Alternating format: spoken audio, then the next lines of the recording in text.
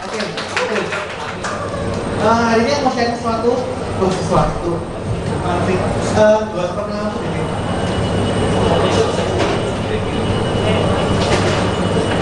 Oke, hari ini saya mau sharing tentang food fotografi.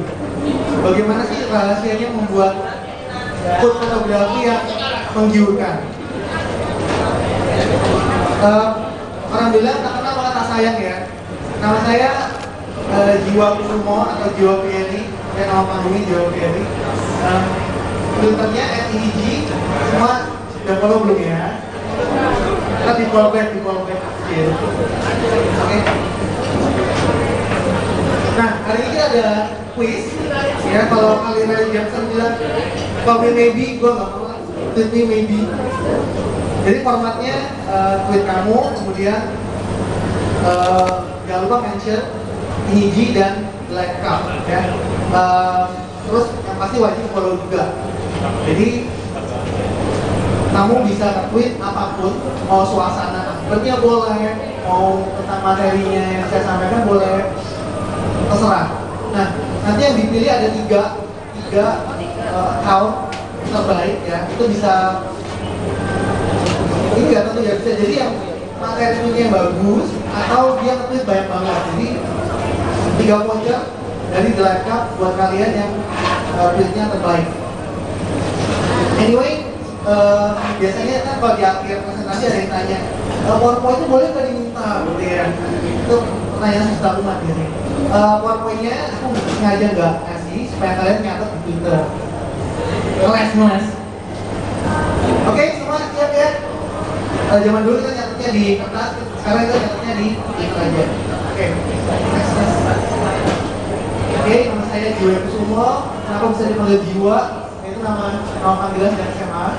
Jadi waktu di SMA dulu somehow ya bisa ada tiga nama Ji dalam satu kelas. Mungkin karena happening banget ya kalau mainstream waktu itu. Bisa ada 3 orang namanya Ji, ada Jiwayono, Jilinda, Jisultia. Daripada 3 dipanggilnya Ji, kan bingung ya udah dipanggilnya Jiwa, Ji Kusumo. Oke, saya lahirnya di Balikpapan. Memang kelihatan kan logatnya agak hybrid gitu. Surabaya enggak, Kalimantan enggak. Karena aku udah hampir 11 tahun di Surabaya. Lahirnya 30 Oktober, tahunnya rahasia ya. Yang penting masih speednya mudah lah. Oke, next. Oke, saya sehari-hari ngeblog di inij.com. Jadi kalau kalian mau nyari makanan-makanan yang enak, yang voucher gitu ya, kalau Jinping, buka ke inij.com. Tapi jangan dibuka tengah malam, kan kalau nggak ada pampiannya gawat ya. Kemudian back dulu. Inij.com udah pernah banyak award nasional, tapi ada 2 yang paling berkesan buat saya. Yang pertama itu Pesta Blogger 2009 dan kemudian foto-fotonya Kartis foto kompetisi tahun 2010. Itu 2 yang paling berkesan. Oke, kemudian untuk di bidang fotografi, nah kenapa saya masuk ke bidang fotografi itu karena namanya blog kuliner gitu ya. Pasti erat kaitannya dengan visual. Gak mungkin kita misalnya ngomong tentang cappuccino gitu ya. Kita review dari paragraf 1 sampai paragraf 4 semuanya teks semua gitu kan. Pasti boring. Tapi coba kita ganti, misalnya kita ganti dengan 1 foto aja. Orang udah bisa kebayang, wah ternyata cappuccino-nya pakai artnya bagus ya, bisa digambar beruang ya, unyu ya gitu. Kemudian fontnya bagus, fieldnya bagus, wadahnya bagus, wah pasti kayaknya enak nih. Itu baru kayaknya, dari foto aja udah kayaknya. Nah kemudian baru kita lengkapi dengan review berupa teks. Nah makanya saya hadirkan visual kalau bisa yang terbaik di blog. Makanya saya bekerja di bidang fotografi. Dan iseng-iseng tuh benar-benar cuma mulai dari kamera handphone waktu itu. Iseng aja, akhirnya pelan-pelan punya kamera handphone nggak puas, beli pocket, akhirnya beli DSLR pertama. Itu pun galaunya 6 bulan, akhirnya beli juga. Ini dari DSLR, karena di DSLR itu zaman dulu masih mahal, sekarang tambah lama tambah terjangkau. Karena mahal gitu ya, dia salah bisnis ini kalau mahal harus balik modal gitu. Oke, kita bikin bisnis. Jadilah dari inij.com saya bikin Inij Studio. Ya, 2010 tuh saya masih freelance ya, saya masih kerja kantoran. Jadi Niji Studionya tahun 2010 tuh masih freelance, kemudian mulai full time 2011. Kenapa saya start full time? Karena kalau kerja kantoran kan cuti itu 12 hari ya biasanya umumnya. Kalau saya punya 24 hari, dan itu karena sering keluar kota sama bos ditambahin terus cuti ya 24 hari. 24 hari habis juga buat freelance foto. Akhirnya sama bos udah lu nggak boleh cuti lagi. Lu pilih kantor atau moto. Akhirnya saya milih moto, dan saya merasa dia tuh tepat sekali. Mudah-mudahan hari ini ada yang terbakar semangatnya pengen keluar kantor juga. Oke, untuk klien ada beberapa yang cukup namanya namanya Nestle, kalau kalian tahu Carnation, Foto, kemudian buat Artistic, Shangri-La, Kota Santika, Jawa Paragon, Lorong Sampurnya, Dewan Dalu yang di sini. TLC ini juga beberapa tahun lalu saya foto juga. Kemudian sangat Singapura juga di Prime Society Singapura. Jadi kalau orang lu ngapain sih kesini? Foto-foto wedding gitu ya? Enggak sih, terus foto apa? Nah, tau kan? Bisa juga ya ternyata yang fotografer ke luar negeri ya. Ini buktinya, fotografer juga bisa ke luar negeri datang sama foto wedding. Nah, sebelum ini aku udah pernah ini, jadi sebelum kita masuk ke bidang fotografi, banyak orang bilang gear dulu.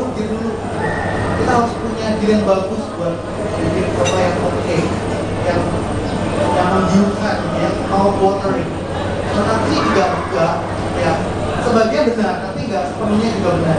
Karena gini, aku juga mulai sederhana banget. Semua itu cuma dari kamera handphone. Yang pertama menurut saya adalah basic skill-nya dulu. Nah, untuk basic skill, biasanya yang paling ramah buat bagi-bagi ilmu itu ya orang, ya jujur aja, orang bule itu lebih ramah bagi ilmu.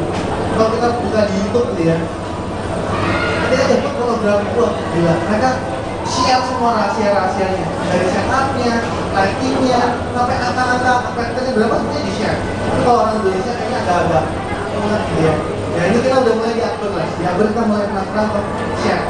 Saya share di Akbar ini udah kali kedua, dan di acara-acara lain juga sangat sering sharing tentang fotografi. Dan dari hasil sharing saya sama sekali bukannya nambah saya, rasanya itu saya tuh nambah ilmu-ilmu baru karena ketemu dengan teman-teman baru seperti ini. Jadi kalau kalian misalnya udah paham banget ya, jangan takut untuk sharing aja ilmu kalian. Pasti ibaratnya gini, kalau kita punya gelas airnya penuh, kita mau isi ilmu baru itu saya airnya belum terus, kita kosongin dulu dengan sharing, kita isi dengan ilmu baru seperti itu.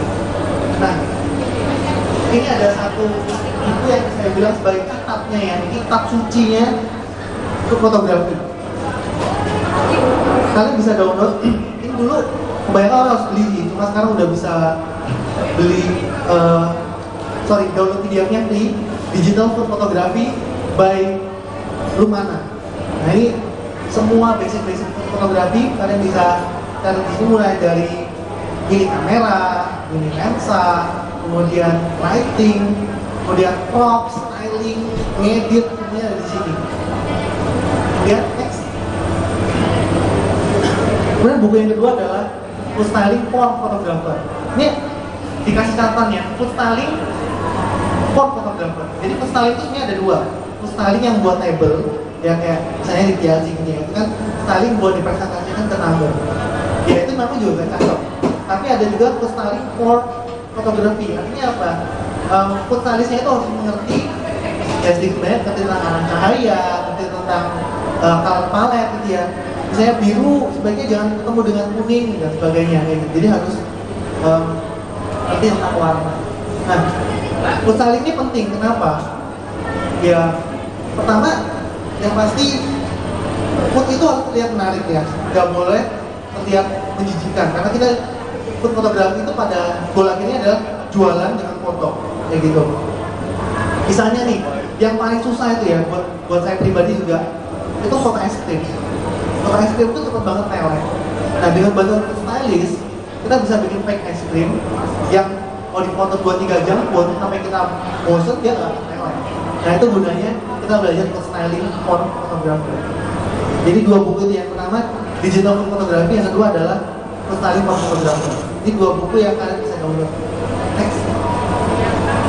Nah ini modal. Nah tadi udah ilmu. Modal selanjutnya adalah passion. Ya passion itu artinya apa? Kita harus cinta dulu. Cinta itu pada 2 macam. Satu kepada food, suka makan. Ya kalau aku ya udah pasti lah ya, karena perutnya gitu. Kemudian satu lagi harus cinta dengan fotografi. Jadi 2 bidang itu harus kita kuasai banget. Kenapa kita perlu passion? Ada orang itu cepat menyerah gitu ya. Beberapa teman fotografer kalau misalnya diajak foto food gitu, biasanya nih dia udah biasa foto model, terus fotonya foto food. Foto food 2-3 jam udah capek gitu kan, udah gue udah bingung nih foto mau diapain lagi gitu kan. Tapi kalau kita passion dengan fotografi, mau foto 6 jam, mau foto 8 jam, kita nggak akan pernah bosan, kita akan gali terus. Foto soto, oh ternyata telurnya kurang miring dikit nih, kurang miring 3 derajat, ya itu agak lebay. Kita akan selalu gali karena kita passion, itu yang paling penting. Next. Ya, ambil minum.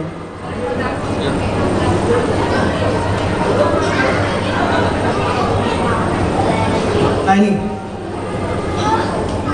kita harus menguasai tool kita dulu. Banyak orang punya kamera yang canggih-canggih, keluaran terbaru, ya, tapi nggak bisa pakai. Jadi istilahnya punya pesawat F-16 yang canggih, tapi pilotnya nggak bisa terbangin, itu percuma. Jadi kita harus kuasai dulu. Sesederhana apapun kamera kita harus kuasai. Ini beneran kamera saya yang pertama. Kamera saya pertama yang pakai handphone saya pakai kamera pertama kali itu Nokia, paling tahu nggak tipenya? 6630 rasanya. Nah, jadi orang bilang Nokia buah pir gitu. Itu waktu itu 1,3 megapiksel, dan itu udah wow banget 1,3 megapiksel. Kalau zaman sekarang kan 5 megapiksel, 8 megapiksel udah biasa. Zaman dulu udah full. Padahal kalau sekarang lihat hasil fotonya, wih, noise-nya gila-gilaan gitu, gini-gini semua. Tapi ya udah, itu zaman dulu udah cukup buat aku. Kemudian dari kamera handphone tuh bisa loh. Kamera handphone saya dulu nggak bisa makro. Zaman sekarang semua kamera udah bisa makro. Kemudian karena zaman dulu nggak bisa makro, jadi backgroundnya kan nggak bisa blur gitu ya. Kalau orang bilang ciri-cirinya foto profesional itu belakangnya bisa blur gitu, bisa bokeh misalnya. Nah, gue agak frustrasi aja, gue pindah ke kamera pocket. Kamera pocket ada fungsi makronya dan bisa ngeblur-ngeblur. Walaupun udah maksimal tapi bisa. Nah, gue pindah ke pocket. Dari pocket kemudian diracunin sama temen, kamu kalau mau profesional beli DSLR. DSLR pertama saya itu 1000D. 1000D itu ya istilahnya ada waktu itu istilahnya entry level, kemudian medium, dan yang profesional. Nah, 1000D itu entry level, jadi di bawahnya entry level. Jadi benar-benar bawah banget gitu. Itu yang bisa kebeli waktu itu. Jadi kalau kalian mau beli kamera, nggak mesti yang paling canggih. Ya, beli kamera itu nomor 1 sih menurut aku, tentuin dulu budget. Kalian mau rela habis berapa buat beli kamera itu? Waktu itu saya beli kamera pertama 6 juta, itu pun nabungnya 6 bulan, galau gitu kan. Nah, akhirnya beli juga. Jangan lupa nih manualnya ya. Banyak dari kita beli kamera itu tebel-tebel segini kan manualnya, dan kita nggak baca. Sebenarnya dia punya banyak fungsi-fungsi yang banyak kita nggak tahu. Itu kita perlu baca, sangat memudahkan kita sebenarnya. Jadi kadang kayak misalnya sekarang lagi musimnya kamera touchscreen gitu ya, temen gue beli kamera yang bisa touchscreen, tapi dia nggak pernah pakai fungsi touchscreen-nya. Terus gue bilang, loh, kamu nggak tahu bisa di touchscreen? Nggak tahu. Ya, sayang banget gitu kan. Oh my god, kita harus baca ke manual. Oke, next. Kemudian ini kata-katanya dari Chase Jarvis. The best camera is the one that you have. Apapun kameramu, nah Chase Jarvis ini seneng banget pakai kamera iPhone. Ya. Jadi dia punya Instagram semuanya pure foto-foto dari iPhone, dan itu bagus-bagus. Dan dia selalu endorse orang buat, kamu gak usah malu dengan kamera apapun yang kamu punya, karena the best kameranya, ada apanya di tangan kamu ya yang terbaik. Mau Android, mau iPhone, mau Nokia, manfaatkan besar-besar. Kadang-kadang kita lihat misalnya kamera zaman dulu ya, yang kamera lama, wah ternyata warnanya jelek ya. Ya itu kelemahan. Tapi dari kelemahan itu kita bisa trik, misalnya, oh ya udah kalau warnanya jelek kita ambil siluet aja gitu kan, siluet juga menarik kan.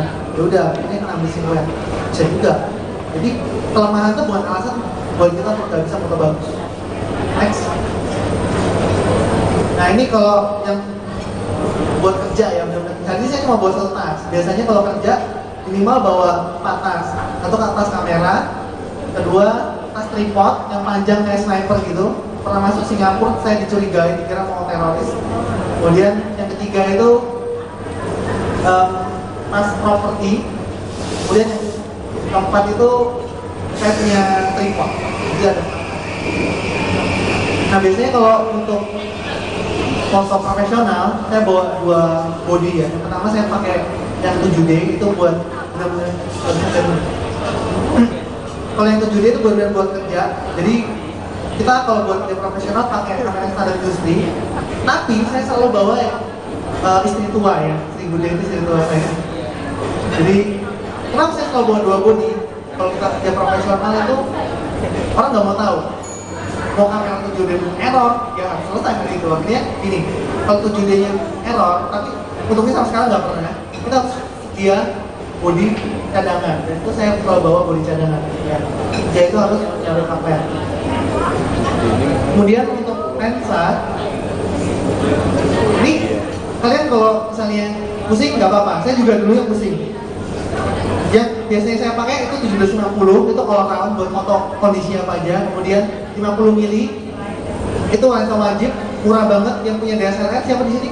DSLR 1, 2, 3, 4, 5, 6, 7, wah banyak juga ya.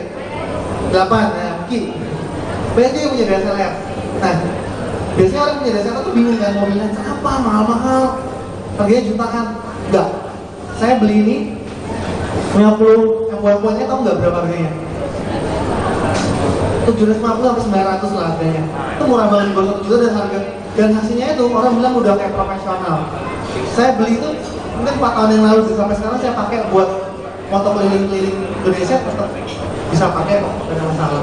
Jadi lensa yang mahal tuh nggak jaminan, lensa murah juga belum tentu jelek. Kemudian lensa makro, ya kalau kita mau foto yang detail-detail pakai lensa makro. Kemudian 85 mili itu, biasanya saya nggak pernah buat foto food, bisa foto candid ya. Misalnya kalau dulu saya sempat foto wedding, saya beli lensa candid 85 mili, jadi kalau saya foto dari sini, dari sana itu bisa kelihatan semua. Kalau saya pakai lensa 50 dari jarak dekat, orangnya sungkan gitu ya, jadi dia kurang. Atau Kina 1116 itu buat foto landscape yang gede banget, foto gunung gitu, saya pakai 1116. Oke, next. Kemudian ini juga ribet banget. Flashnya saya punya 2, kemudian ada remote trigger buat nyalain flash, kemudian lens stand, bla bla bla bla bla. Ya, itu semua untuk profesional. Kita nggak usah mikir ke sana. Hari ini kita have fun aja, santai-santai aja. Kita belajar yang the basic of photography. Next. Nah, yang punya cellphone, ya pastinya semua lah yang punya lah ya. Siapa yang punya cellphone? Diangkat semua. Diangkat semua cellphone-nya. Nah, cellphone kita ini, kalau yang zaman dulu itu harus aktifin yang namanya close up mode. Ya, close up mode itu artinya apa? Makro. Coba dicari. Kalau nggak ada, itu kemungkinannya 2. Kalau nggak ada close up mode, pertama dia otomatis langsung bisa detect close up mode. Yang kedua, dia itu infinite fokus. Artinya apa? Nggak cocok buat autofocus. Ya, yang kita cari yang bisa autofocus itu, yang bisa autofocus. Ada yang pakai Gemini nggak di sini? Ya, Gemini. Oh, banyak juga ya. Nah, Gemini itu termasuk yang nggak cocok sebenarnya buat autofocus karena dia nggak bisa fokus ya. Ya, dia nggak bisa autofocus. Jadi itu kurang cocok. Yang bisa itu biasanya yang Onyx ke atas itu bisa. Android sampai semua udah bisa autofocus, yang bisa close up mode-nya langsung auto detect. Kecuali kalau nggak salah Galaxy Y ke bawah itu dia infinite juga seperti Gemini. Kalau yang S2, S3, S4 pasti bisa. Ya, jadi Caranya tahu bisa close up apa enggak dari mana? Ya udah kita deketin aja. Saya input ya, kita deketin aja. Terus kita pencet shutternya, kalau dia maju mundur ya, misalnya dia kayak nyari fokus ya, itu berarti bisa close up. Itu aja sih simpelnya. Kalau dia gak maju mundur langsung jepret, itu berarti dia infinite mode. Itu kurang cocok. Oke? Jadi semua cell phone itu bisa dipakai buat close up mode. Nah, close up mode ini biasanya menghasilkan apa sih supaya backgroundnya itu blur. Kalau kita nggak aktifkan close up mode, backgroundnya juga nggak bisa blur. Ya, blur itu memberikan efek dramatis pertama. Yang kedua, blur itu memberikan separation antara footnya dengan background.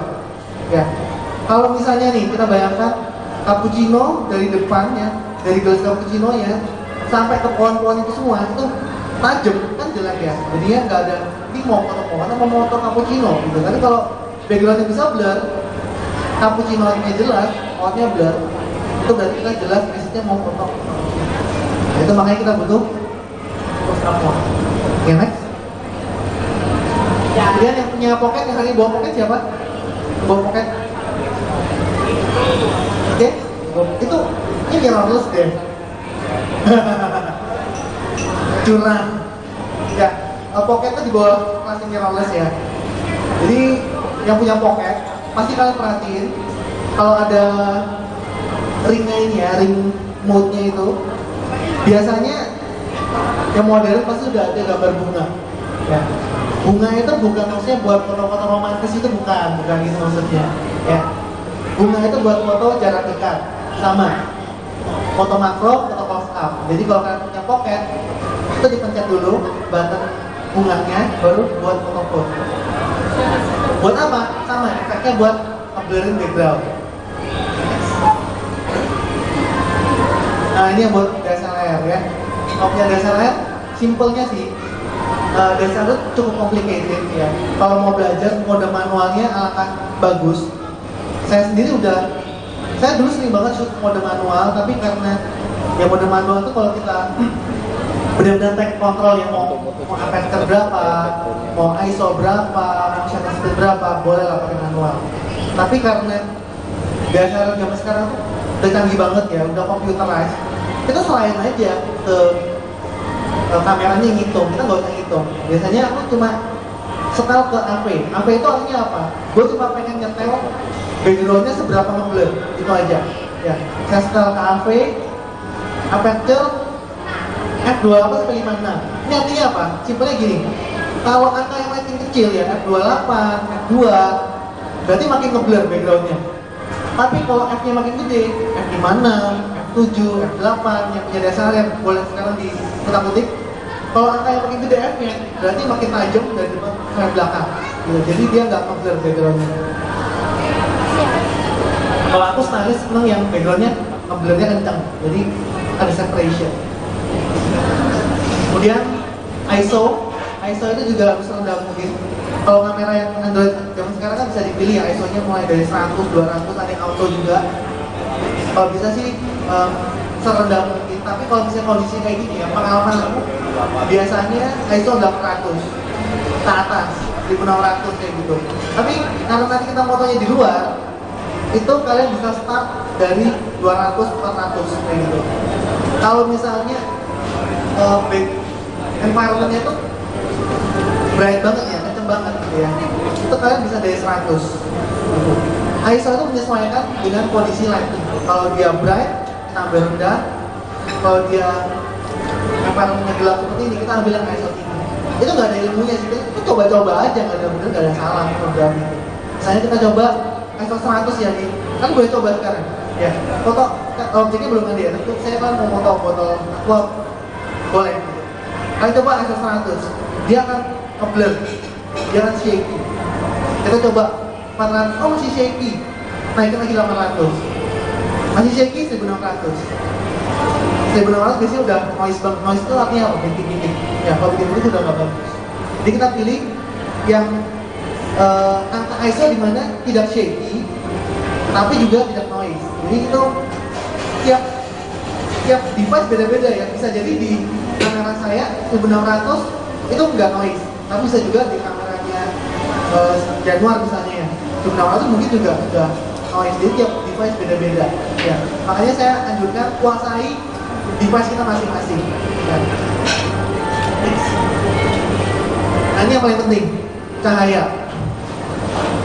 Ada yang kita balik ke basicnya fotografi. Fotografi itu apa sih sebenarnya artinya? Ada yang tahu nggak? Nggak ada voucher sih, teman-teman. Nah, Denwar tahu nggak? Fotografi itu apa? Fotografi itu adalah melukis dengan cahaya 100. Kalau di retweet gitu ya, plus 100 ya. Jadi benar, foto dan grafos misalkan aja. Jadi foto itu cahaya, grafos itu grafis melukis gitu ya. Melukis dengan cahaya. Seringkali karena begitu instannya kita fotografi sekarang ini dengan kamera handphone, orang mulai melupakan konsep tersebut, yaitu fotografi melukis dengan cahaya. Saya lagi di tempat yang gelap banget, dipaksain aja moto gitu kan. Kalau misalnya nggak ada cahaya, ya kita cari dong cahaya. Kalau di sini gelap, makanya saya tadi pilih tempat foto kita di luar. Misalnya udah malam pun mau gelap, kita cari tempat yang paling banyak cahayanya. Misalnya dekat kayak gini, ini banyak cahayanya. Kemudian di bar sana kalau malam cahayanya nyala semua lampu-lampunya. Nah, kita foto-fotonya di sana. Gak diomelin kan ya kuing ya? Gak apa-apa ya foto ya. Gitu. Jadi fotografi dan lukis dengan cahaya, kita cari cahaya yang terbaik. Gitu. Nah, satu kita dengan cahaya. Pertanyaan kedua adalah arah cahaya.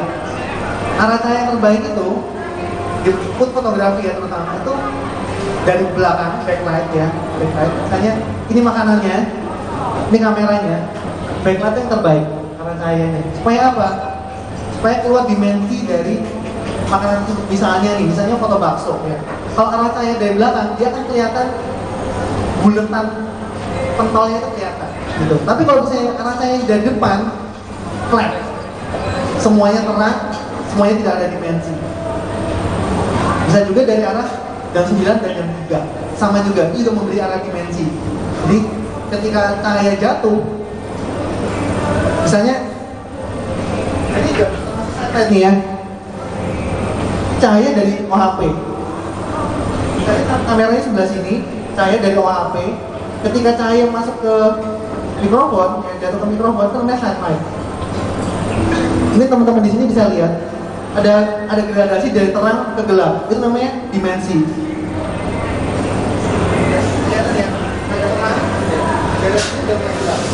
Itu namanya dimensi. Itu yang kita cari di fotografi. Ya. Jadi fotografi itu gak melulu terang semua, enggak. Kita butuh kegelapan juga. Kok jadi puitis banget sih. Ya itulah itu dari fotografi. Cahaya yang terang semua itu anak TK juga bisa bikin. Tapi yang kita bisa manfaatkan sedikit cahaya terang, gelap, itu yang artistik, itu yang kita cari. Makanya kita butuh cahaya di apa nih tiga ini ya, jam 12, jam 9, jam 3 kayak gitu. Oke, next. Jadi nanti kalau saya boleh kasih clue sedikit, nanti kan cara fotonya di luar ya. Jadi arah cahaya itu, kalau misalnya kamera dari sini ya, kamera dari sini, berarti cahaya dari arah jam 3 dari luar bisa. Atau saya hadap ke sana, jadi dari arah jam 12 ya. Cahaya dari atas sana tuh, dari atas sana turun ke bawah. Jadi optionnya bisa dari arah jam 12 kayak gini, atau jam 3 saya posisinya kayak gini, atau jam 9 yang balik. Jadi 3 arah itu. Kemudian natural versus studio lighting jam 9 gitu. Jadi yang kita manfaatkan tuh sunlight. Kemudian kalau kalian lihat ini ada styrofoam ya. Jadi kadang-kadang kita perluin buat mantulin cahaya balik ke daerah yang gelap. Sedikit aja, gak usah banyak-banyak. Kemudian ini si Poppy, kucingnya teman saya, gak ada hubungannya sih. Next. Nah ini hasilnya kayak gitu. Jadi udah kayak di range-nya di Texas gitu kan, jadi yang pilihnya padahal cuma di samping pintu gitu doang.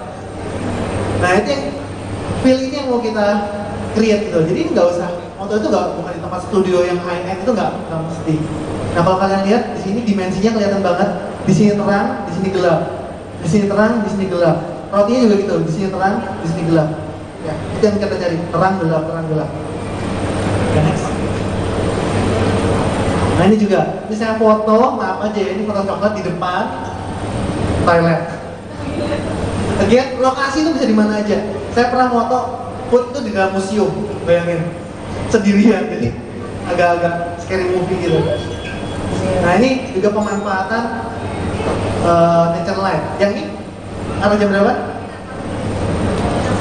Sama, arah jam 9.03. Dengan bantuan styrofoam di sini sedikit buat mantulin cahaya di sini. Hasilnya? Nah kayak gini. Anyway, cewek tadi itu ke stylist saya namanya Andrea. Dia yang bikin creating hal-hal yang gak masuk akal seperti ini. Jadi sense of art ke stylist itu harus kencang. Nah ini juga sambil saya jelasin ini gaya shoot modern zaman sekarang. Jadi gak perlu rapi, bikin berantakan aja sekalian. Next. Nah ini saya langsung ke studio lighting. Nah, kenapa kita butuh studio lighting? Picture light udah bagus, tapi studio lighting kita tetap perlukan supaya misalnya kalau nggak ada cahaya matahari gitu ya, kita udah misalnya pengen foto hari Minggu gitu, ternyata hari Minggu hujan, padahal kita udah komit sama klien kita buat foto, nggak mungkin batal gitu. Makanya kita harus bawa backup lampu studio. Nah studionya portable. Studio saya itu kalau ditanya, studio di mana sih? Nggak ada sih, studio saya nggak ada tempat yang khusus ya. Studio saya keliling gitu ya, studio keliling, fotografer keliling saya. Kayak gini, jadi pakai softbox lah istilahnya. Softbox itu untuk melembutkan cahaya, untuk meng-create atau apa ya, menduplikasi cahaya matahari seperti itu. Next. Ini di Shangri-La, nah hasilnya kayak gini. Tuh salad. Ini kemarin terakhir saya foto mood cake. Nah ini, kalau yang ini yang sebelah kanannya itu arah cahaya dari jam 12 dari belakang. Jadi benar-benar kelihatan. Tapi saya pengen dari jam 12, saya pengen buratannya ini terlihat jelas. Padahal ya kalau kita lihat kuenya gitu, buratannya tuh nggak kelihatan, nggak terlalu kasat mata gitu. Tapi karena kita udah pakai arah cahaya dari jam 12, dimensinya kelihatan banget. Next. Nah ini kutukan, jangan pernah pakai direct flash, ya. Nanti kalau ada yang pakai kita nggak usah menang deh. Sumpah, gue paling gak seneng kalau orang pakai direct flash, boom, hasilnya kayak gini, gak ada dimensi. Ini yang saya maksud. Ini terang semua, ya. Jadi yang namanya fotografi itu bukan asal terang, tapi kita harus bikin arah cahaya. Ini kalau kayak gini arah jam berapa? Jam 6, frontal langsung ya, iritan banget pokoknya. Jangan, arah jam 6 itu haram. Next. Kemudian komposisi, cek jam berapa? Oh, kurang 5 menit. Aduh, ini masih 100 slide lagi. Gak, gue cepetin aja lah. Komposisi next. Ini semua rule fotografi itu perlu banget rule of third. Artinya apa? Gampangnya gini, kalau ini sebuah frame foto ya, bagilah foto Anda dalam 2 garis horizontal dan 2 garis vertikal. Kemudian benda-benda atau point of view yang menarik letakkan di perpotongan garis.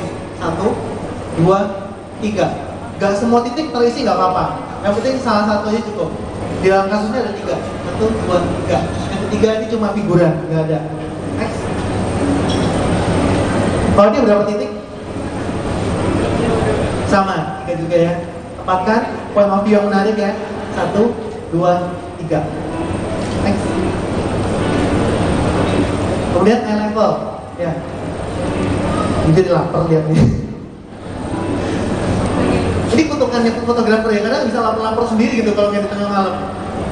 Nah, eye level itu gini, ada 3 angle ya, yang basic banget. Yang pertama, eye level. Eye level itu kalau kita makan di meja, sudut mata kita memandang ke arah makanan tuh eye level 45 derajat lah istilahnya.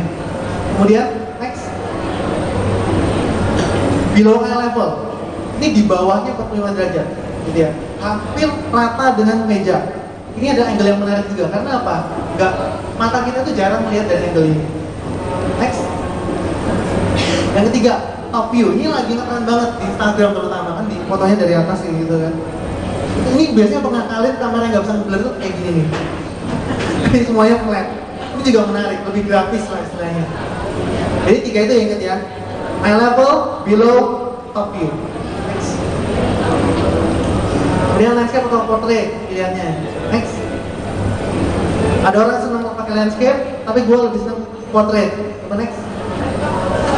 Kenapa saya senang potret? Dia lebih compact ya. Jadi saya daerah putihnya itu lebih sedikit gitu. Jadi kita lebih fokus ke makanannya sendiri.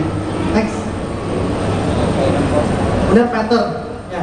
Ini nanti ada salah satu makanan yang pakai pattern juga, kalau nggak salah itu stick ayam gitu deh, kayak cordon bleu itu juga nanti pakai pattern. Pattern itu membuat foto kita lebih menarik. Ini kalau cuma satu loyang itu kurang menarik. Makanya saya jajar 3. Next. Kemudian, if your pictures are not good enough, you are not close enough. Ini Robert Capa. Robert Capa itu wartawan perang ya, tapi dalil ini tetap kita pakai bisa di fotografi. Jadi kalau kita bingung ya, ini angle-nya mau gimana, mau berapa derajat, mau landscape atau portrait, what the hell? Deketin aja makanan itu sefull mungkin dengan frame kamera kita. Contoh aja. Nah kayak gini, ini udah nggak pakai dalil apa-apa ya, deketin aja full frame. Kalau bisa dari ujung ke ujung diisi footnya semua.